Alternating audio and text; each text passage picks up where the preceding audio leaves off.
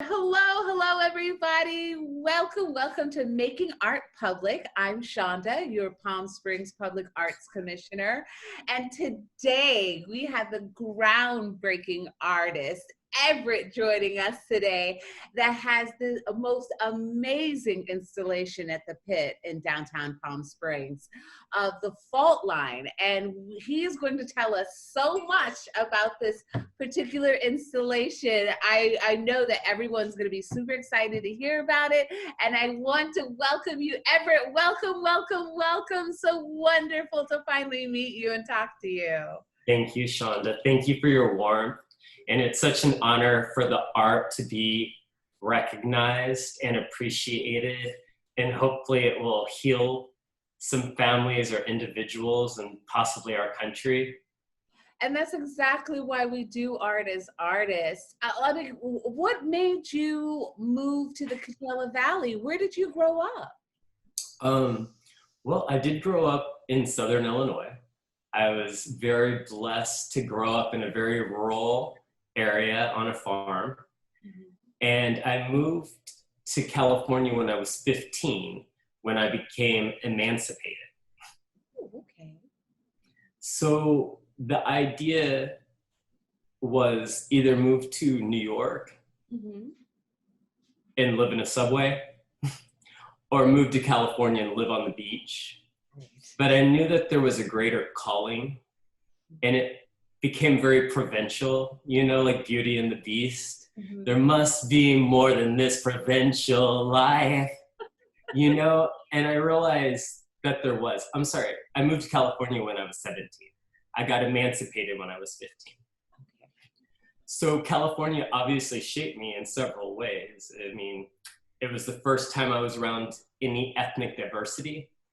It was the first time I had ever seen such exotic flowers and trees and weather and buildings and free thinking, and people not staring at me, people more just going on with their life and thinking about themselves. It was a blessing. I suggest, not that I want everyone to move to California, but I suggest everyone at least vacation in California. Sort of like Lana Del Rey says, you can move to California, but it's a state of mind. So that state of mind can be injected into you if you at least vacation here. And Palm Springs is like the perfect tourist destination, but it's also for millennia been a healing destination. Yes.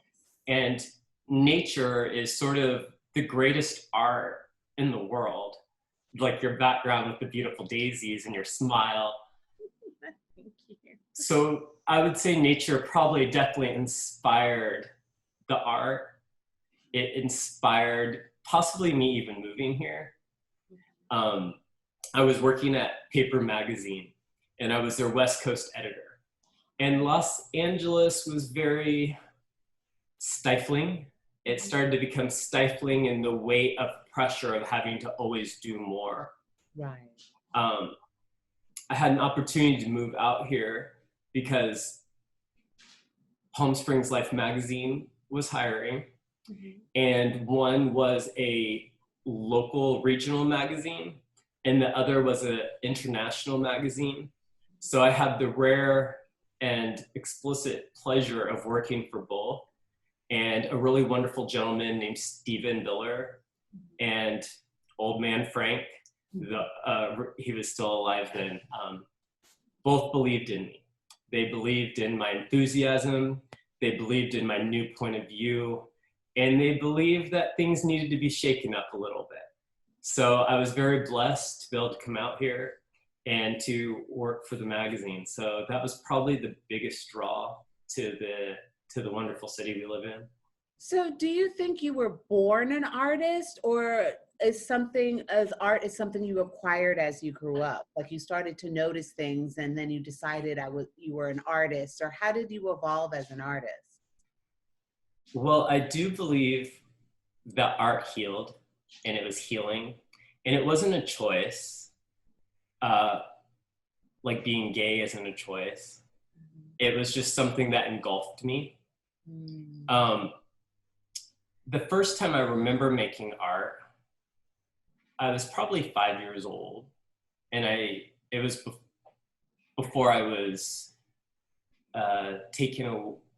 And I'm sorry to speak so bluntly about things, but I do feel like truth sets you free. Mm-hmm. And I was 5 and I was locked in a bathroom. Mm-hmm. Bless my mother, my biological mother, but she had very difficult upbringing herself. And I believe that hurt people. Right. And sometimes the people you love the most are the easiest to hurt. Mm-hmm. And I would spend a lot of time locked in the bathroom. And so my imagination started running wild. And the one thing that I did have in there were Q-tips. Mm-hmm. And I would take the little Q-tips and I would make hair out of the cotton on top. Mm-hmm. And I would braid it, I would pull it down long. And then I would get like toilet paper and I would make little dresses for them. Mm-hmm. And then they would walk around and I always had a best friend. That was my earliest beginnings and thoughts of being an artist. And they went on to help me a lot. After moving to Los Angeles, I went to FIDM, the Fashion Institute. After I graduated, I went to Art Center College of Design. And I thought I wanted to be a fashion photographer, right? Everyone's dream, that's a photographer, probably wants to be a fashion photographer. And I understood design and concept, but I didn't understand fashion or photography. But I was very blessed that my concepts, not my technique, got me into the college. Mm-hmm.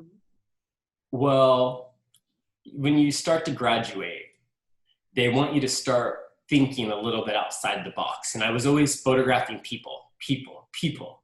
And they were like, Everett, why don't you not photograph people and try photographing objects like people? And so all of a sudden it was like, bam, the Q-tip people. And it's very interesting because at Art Center, it's based on critique. It's not based on anything loving or nurturing or gentle. It's hard critique. And so there's very small classes, only 10 or 11 people. And we would sit in a room that was all white walls, and you had to hang your art on the walls as if it were in a museum. If you didn't have the lighting right, if you didn't have the framing right, if you didn't have the labels right, you would get nixed. Mm-hmm. So this time I had my little people covered, and everyone was expecting to see a fashion, something. Art, as I said, was therapy for me. So a lot of my artwork at Art Center was a little darker, mm-hmm. but very jolting and made everyone look. It would make some kids cry and run out of the room. Mm-hmm. And I always believe good art is powerful, but bad art is almost more powerful if it evokes something in you. Like, yes. But I made the Q-tip people. Right. I printed them huge, but this time around, I wasn't a 5-year-old little boy. I was a man who's been through college for almost 8 years. And so I took silks and ribbons and exotic materials. And then I took a National Geographic background and put it behind the people. And I photographed it with like beautiful lighting and beautiful cameras. Wow. When I unveiled it, and of course, I'm insecure. It's hard for me to be vulnerable. And there were gasps. The teacher said, these look like Italian Vogue, Everett. It's the best fashion you've ever shot. He's like, wow, you need to blow these up life size and do a gallery show. And it's something I've been thinking about ever since. And thank you, you're triggering all these thoughts in me. Good. So I don't mean to veer off from the fault line meditation, but everything makes you. All the good, all the bad, it makes you as long as you accept it, own it, and work with it. And sorry. Tell me a little bit more about your process, because it's very interesting how you're describing the steps. And I just wanted to know, take me through a day of how you prepare to do a piece of artwork.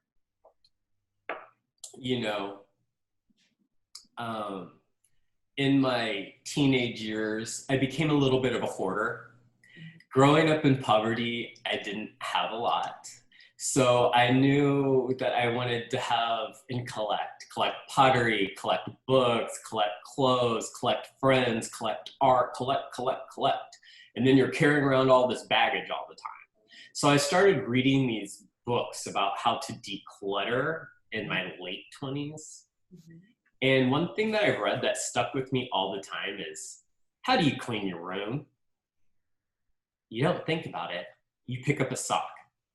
And so whenever I'm making art, I will look for the imperfection in the art piece and start there. I'll look for something that needs fixed and try to start fixing it, because the imperfections are perfect, but they're also diving boards for something deeper and more beautiful. So now, fast forward, I'm 41 years old. How do I start art? Well, in the morning, I have to meditate. They say, do not pick up your social media, do not look at your phone, do not pick up your computer. You have to do something for yourself to make you feel really wonderful. So what I'll try to do is stretch in bed, stretch my spine all 4 ways, pick up a book and read it. I believe in skateboard karaoke. So I will then go on a 15-minute skate, and it's for nothing else other than body and mind and spirit. It's a very healthy way to continue on and start the day. And I have found that I could manipulate the skateboarding with positive messages to be able to insidiously inject them into society. So I also use color and sexuality. I'll have my shirt off because people look. I use bright colors that contrast because people will look. Mm-hmm. So once I've done all of that, I come home and I feed my dogs. Mm-hmm. Then I water my 108 potted plants. Oh. And it does make me sad that they're all potted, because just like humans, when you put the plants in the earth, all of their roots start to connect, and once they all connect, it's like one communication, one conversation, one love. And I feel like that's the same for humans. Like, if we could all just be based on some type of truth in the earth, some type of love for one another and ourselves, we can connect a little bit deeper.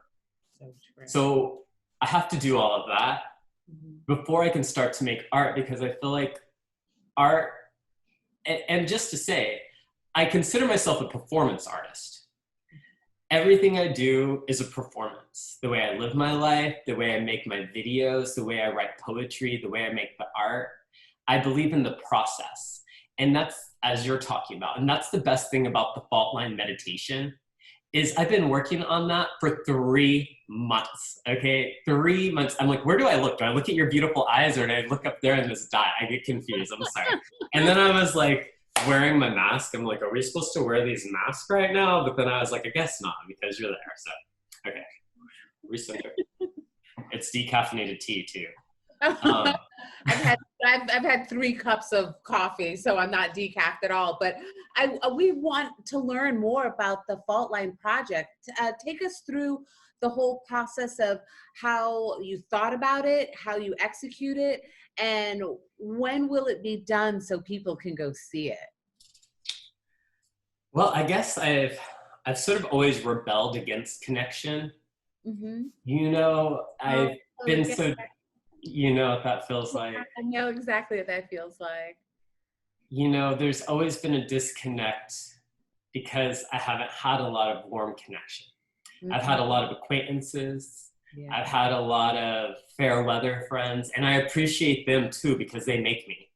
Everyone makes me. There's no self-made man or woman, right? It's everyone that's helped you along the way, or everyone that's tried to hold you back along the way. So I guess my biggest inspiration was I wanted to connect. I wanted to try to connect. Mm-hmm. So 5 years ago, I started thinking about these ideas of connection. I thought about these ideas of self-reflection, and I came up with ideas like dirty laundry. I have this idea for a dirty laundry labyrinth, where it's a maze made out of dirty laundry, and you have to figure out how to get out of the dirty laundry. I came up with the fault line. And so it starts with a drawing, and then it starts with finding someone to pitch it to. And so I've pitched it 4 places before the city of Palm Springs and the Artists Council recognized it and realized that this was important for us. It's not about me, it's about the art. And I know that sounds goofy, but it really is. Like, the art heals. You have to separate the art and the artist. But in the last 10 years, the artist made the art. How many followers do they have? How outlandish are they? How loud are they? How superficial can they be? And it started making me really sad. You know, I've been a fashion photographer and an editor for 12 years. And I was always like building up the artifice. And I started wanting to reflect on something that's really authentic and genuine. And so the only way you can do that, like the Dalai Lama says, is if you want to change others, you have to change yourself. I'm paraphrasing, but that's what he says. So I was like, I have a lot of faults. I have a lot of faults, just like everyone else. You know, I have a lot of judgments, just like everyone else. I have a lot of insecurities, like everybody else. So the fault line came to fruition. I realized through photography I had to simplify. It wasn't about lots of lights. It wasn't about the best camera or the best colleges. It really was about something simple within us. So I wanted to be able, it took me like 20 years to simplify. You know, it's not the weapons that make the warrior makes the warrior. So how can I speak to tourists and the intelligentsia, which are usually the same, especially in our city? We have like the brightest, most beautiful tourists in the world. And I know that's biased, but I skateboard every day. And one of my goals is to have a completely meaningful conversation with someone I do not know. You know, it's nice to have the draw of a website and the draw of the social media, but really, if you want to make changes, it's with yourself and through conversations with people on one-on-one basis, like real communication, eye contact, reading their smiles, reading their body language. You know, empathy isn't magic. Empathy is paying attention. It's really understanding and feeling what the other person is feeling and thinking how they could think that way. So I wanted to simplify. And the fault line meditation definitely did that. It could be as simple as paying tribute to our fiercest landmark in California, the San Andreas Fault. And then it could be as complicated as one's own inner mind and self-reflection can go. So the fault line for me was the first time I was able to successfully do that. And it's, like I said, it's just such an honor and a blessing that the art was recognized, you know, because it's healed me and I'm hoping it can heal someone else. I don't know if I answered your question. Yeah, you did. We're hoping that your art will heal others too, because that's exactly what the Public Arts Commission wants to do. It wants to be able to use art as a vehicle to heal, to educate, to help, to evoke a message and a feeling. So we really super appreciate you and your beautiful piece of work that you're working on down in the pit, downtown Palm Springs, right in front of the museum. If you all have a chance, socially, safely go down there and look down into this cavern and to this beautiful, amazing art piece that Everett has made. And we cannot wait to see and to acquire more art from you. And we're looking forward to working with you again soon. Thank you so much for your time and this wonderful interview. It's been so amazing to finally get a chance to meet you. I'm so excited for your your future and for the future of art that you're going to bring to the Coachella Valley. So thank you so much, Everett, for blessing us with your presence. And thank you so much for today. We really appreciate you. You are very awesome. And I want you to know that this is not your fault, and it's not my fault. It's a fault. That fault has been there before us. It will be there after us. We can't get paralyzed on it.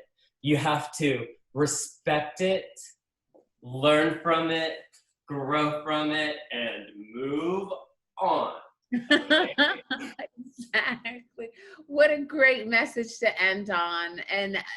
And oh, one question. Will you be holding meditations down there? Will you be doing guided meditations? Is that something you'd want to do? That is my dream.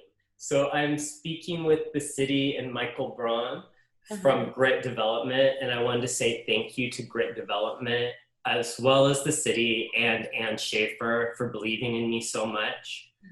But my goal is I'm 80% done. I have to finish the lights, and I ordered parts from Montana, so they take a while to come. And then I'm gonna make a lip to finish it so you don't see the lights, it's just a glow from underneath. Once that's finished, I would like to be able to open up on weekends, and people would have to sign a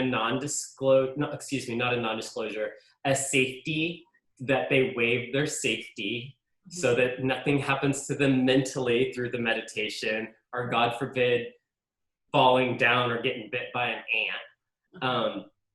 But the goal is to turn your worst fears into a meditation. So when you walk the path, it's sort of like walking your fault, even though it's not yours and not mine. You just sort of walk it, and then on your way back, hopefully you've left something on the fault. So I would like to have a social distancing party where maybe 10 people could come at a time, and we could sign it up, time slots, and maybe we'd have drinks in the back corner, and we could have a DJ in the other corner, and people could celebrate through connection outdoors safely. So that's my big, big dream. And I don't know if you know, but once you go down into the parking lot, there's several parking spaces right in front of the door.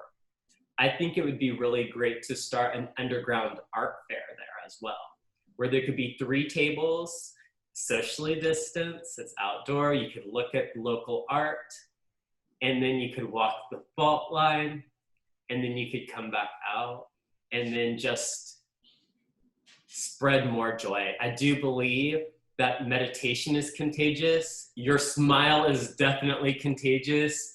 Good vibes are contagious. You know, COVID is contagious, but you know, there's a lot of things that are contagious, and we can like actually control some of the things that are. So you guys are really healing me, and you're healing the rest of Palm Springs, and I hope that contagion continues on to the next state, to the next state, to the next country, until we're one world again. I know that's cheesy, but I believe it. I believe it too. I hope it spreads quicker than COVID and it kills the COVID virus, and we all get positive, love, warming vibes from it all. So look forward. I hope I get an invite to that wonderful party. You're the guest of honor, girl. What are you talking about?